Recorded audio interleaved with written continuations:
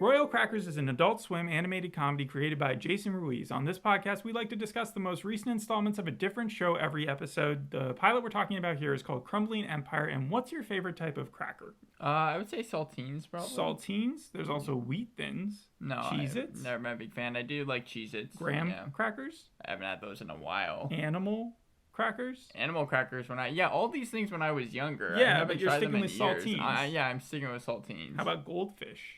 Goldfish are pretty good too. I might have to actually change it to that. You're switching to goldfish. I'm switching to goldfish. Okay, how about the age-old question, do pretzels count as crackers? That's an age-old question. I never heard of it Think before. about it. They're salty. They've got the crisps to them. I would say yeah. It's like hot dog. Is a hot dog a sandwich? Yeah, I mean, I would say that the pretzels are crackers. Yeah. Okay. All right. Well, what do you think is the most popular cracker of all time? Because I actually know this. You know the answer? Yeah. Oh man, I have no idea. It's a brand that's been around since 1921. 1921. And it's one of the ones I've just said. Oh, okay. Wheat Thins, maybe? Nope. It's Cheez-Its. Cheez-Its are by far, apparently, the big monopoly of crackers out there. So I guess the big majority of people, it's like the Coke of crackers. I meant Coke and Pepsi, not the other type of Coke. All right, so let's start off with a little game. I've got some show facts here, and I want you to tell me which one isn't true. Okay. So you know how this goes.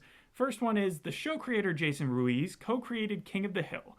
The second one is Royal Crackers and Smiling Friends were picked up by Adult Swim on the same day in May of 2021. The third one is the second season has already been announced and they're already starting to produce it prior to the release of the first season. And the fourth point is the city the series is set, Bakersfield, is not only the oil capital of California, but also the home of the largest producer of carrots in the world. I would have to say, I think one of these is false. One of these is false. I would go with the fact that this show has been, well, I guess it's not a fact, but that it's been renewed. Oh, no, it definitely has been renewed. And they're already in the production stages of it. They're already recording some stuff. Yeah, so the first one, what was the first one that you said?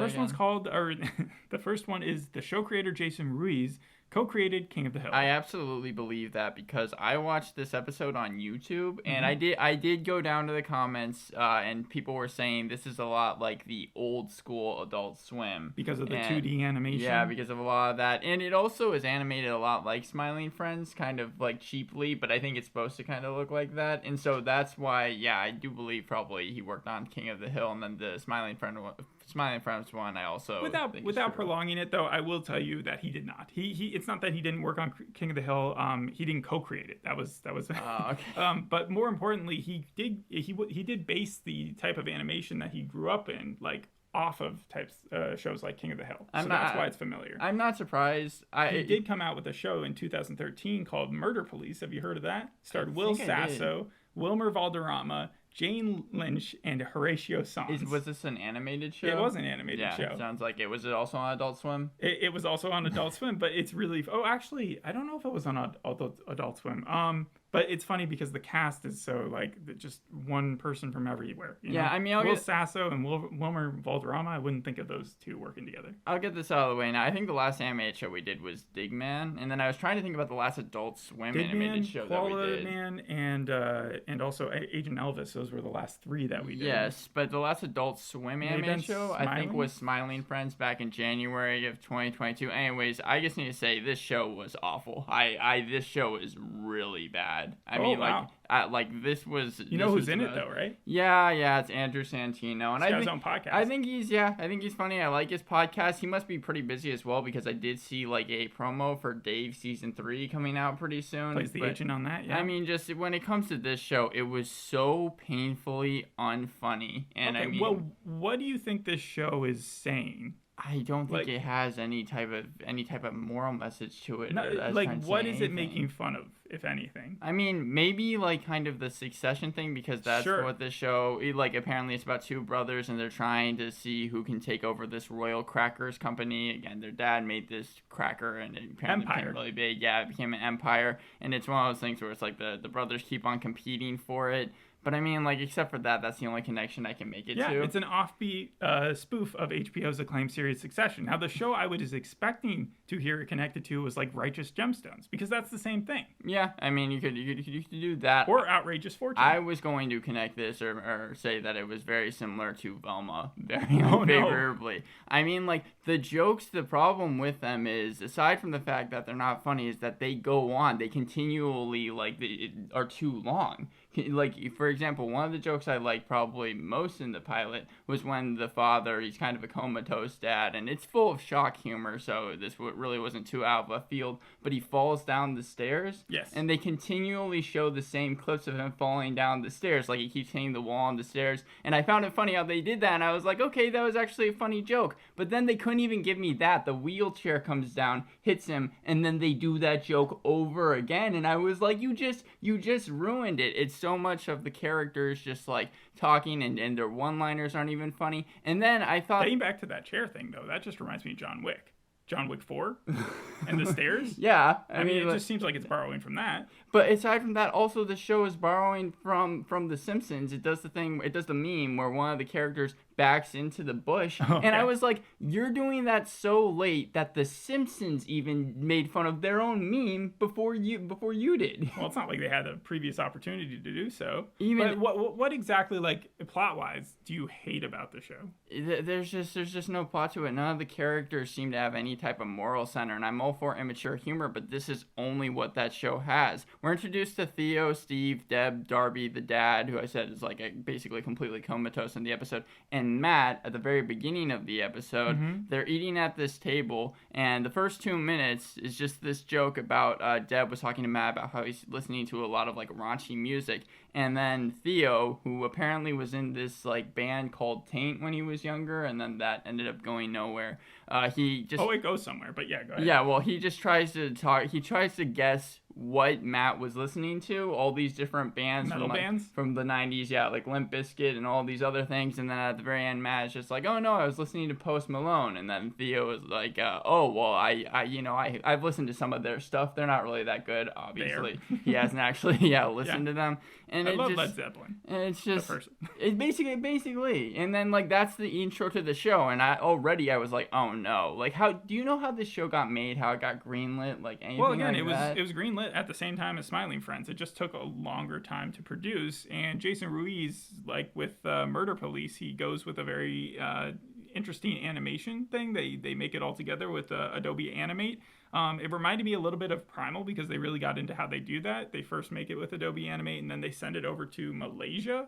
I just remember with Gendy Tartakovsky, he talked about the same thing, that they would send it to like a bunch of different places internationally and then bring it back. So I was hoping that you would like at least like some part of that, or that... I mean, one of my very, very few pros, it's a very short list, is the fact that the animation, like I said, it's supposed to look cheaply animated, and it did remind me of Smiling Friends in that way. So that is one of my pros. To learn that they go to Malaysia, I mean, that's pretty crazy in and of itself. That's more interesting than this entire show is. They send it to Malaysia. Nobody ever goes anywhere. Like they recorded voices over the pandemic, and the nice thing is there's like no call times, no overnight shoots, all that stuff is taken care of because it's animation. But yeah, do you want to play another game at least? Yeah, Make sure. it fun? All right, so this one is called, do you know where the word crackers came from? Okay, are these all cracker There's related? Three different, well, I mean, it's called Royal Crackers. All right, so there's three options here. You've got Sam Crackerjack Stevens, who named the crunchy biscuit after himself one July evening in 1862. Number two is that they were coined cracker when Josiah Bent accidentally burnt a batch of biscuits in, this is a tongue twister, in 1801, and it made a cracking sound in the oven. And number three is that it comes from the French word croqueur. I don't know if I'm pronouncing that right, which means lunch snack. Okay. One of those is true. Which is it? I will go with the last one, croqueur. Okay, that is not true. I don't think that's a French word even. Okay, so yeah, it was number two. It's that they made the sound in the oven, and people were like, that sounds like a cracker. You know, now that you say that, I think I kind of remember hearing something about that. Now, when you type in, where does the word cracker come in the internet, you don't get that. Just Just FYI. Okay, so is this because you say you don't like the show, but like it's a family-oriented comedy, right? I mean, family-oriented in a sense where it revolves around a family. It's not like family-friendly though, or anything like that. A lot of the characters have like these traits that just don't really come off as likable, and I just didn't find that funny at all. For example, Darby, he is, I think, just like kind of a friend of the dad's. He's not part of the family, but he is one of the main characters.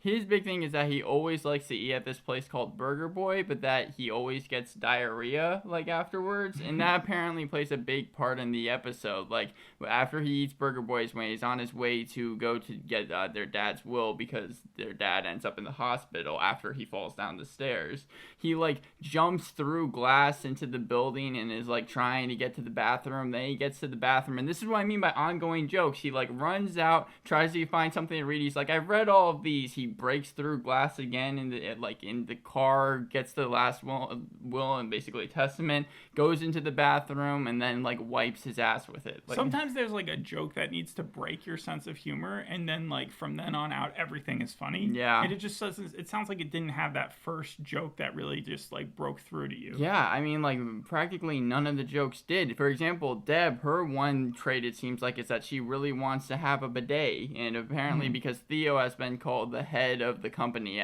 that happens at the very beginning of the episode. Now, what makes her want a bidet? Is it just the South Park argument where it's like toilet paper is a big company conglomerate that's pitched us on the idea of wiping our asses, and this is the way to actually do it a clean way? I mean, like, yeah, kind of. I think that she's just really interested in having one because in the room that Theo is staying in, because he is the company, like, I guess, head of management, he gets a bidet. Okay. And she's really interested in trying to get Steve, who she's married to basically unseat Theo so that they can stay in that room. I mean, I have no problem with the idea of bidets. It's just the idea of using someone else's that scares me.